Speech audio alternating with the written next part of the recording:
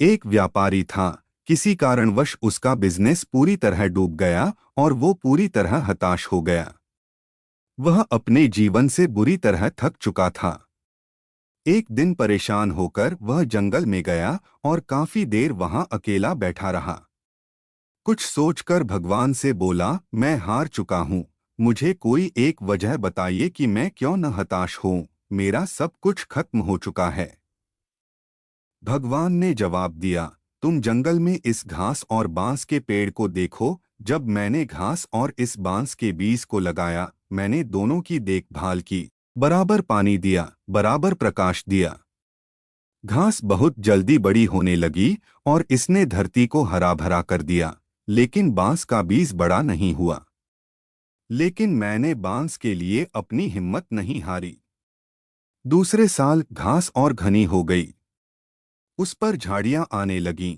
लेकिन बांस का बीज वैसा के वैसा ही रहा। लेकिन मैंने फिर भी बांस के बीज के लिए हिम्मत नहीं हारी।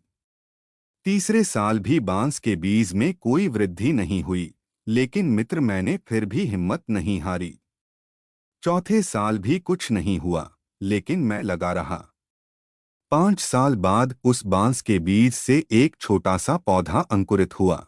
घास की तुलना में यह बहुत छोटा और कमजोर था, लेकिन केवल 6 महीने बाद यह छोटा सा पौधा 100 फीट लंबा हो गया। मैंने बांस की जड़ को इतना बड़ा करने के लिए 5 साल का समय लगाया। इन 5 वर्षों में इसकी जड़ इतनी मजबूत हो गई कि 100 फीट ऊंचे बांस को संभाल सके। इस कहानी का नैतिक यह है कि धैर्य और दृढ़ता सफलता की कुंजी हैं।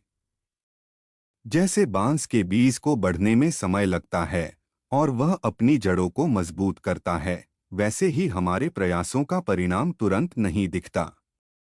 निरंतर प्रयास और धैर्य से हम बड़ी ऊंचाइयों को प्राप्त कर सकते हैं। इसलिए तुरंत परिणाम न मिलने पर हताश न हो। कभी कभी सबसे महत्वपूर्ण प्रगति सतह के नीचे हो रही होती है।